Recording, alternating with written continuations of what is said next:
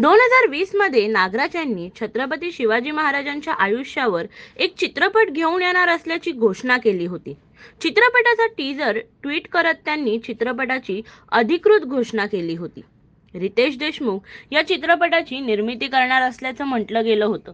अभिनेता रितेश देशमुख आणि त्यांची पत्नी अभिनेत्री जेनेलिया देशमुख दोघे मिळून शिवरायांच्या आयुष्यावरील चित्रपटाची निर्मिती करणार असल्याची जोरदार चर्चा सुरू होती. शिवत्रयी असं या चित्रपटाचं नावही शेअर करण्यात आलं होतं, पण त्यानंतर चित्रपटाबद्दलचे फार काही अपडेट समोर आले नव्हते. आता नागराज यांनी यावर भाष्य केलं आहे. छत्रपती शिवाजी महाराजांचा जो चित्रपट करायचा आहे, तर माझी इच्छा अशी आहे की तो चांगलाच व्हायला पाहिजे. तो चित्रपट घाईत करावा, लवकर करावा असा काही मुद्दाच नाही आहे. माझ्या आयुष्यातला तो ड्रीम प्रोजेक्ट आहे.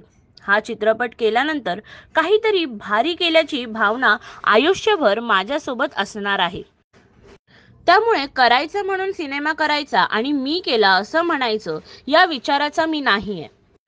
माझी जी काही बुद्धी आहे, अक्कल आहे, सगळं कष्ट वापरून 100% देऊन हा चित्रपट करायचा आहे.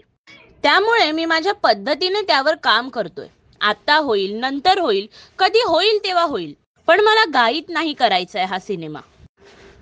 छत्रपती शिवाजी महाराजांवरचा हा चित्रपट आहे.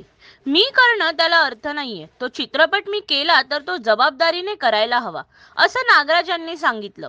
पण आता प्रश्न हा आहे की जेनेलिया देशमुख निर्मित आणि नागराज मंजुळे दिग्दर्शित सिनेमा हाच तर नव्हे जो आता रितेश देशमुख घेऊन येत आहेत, राजा शिवाजी.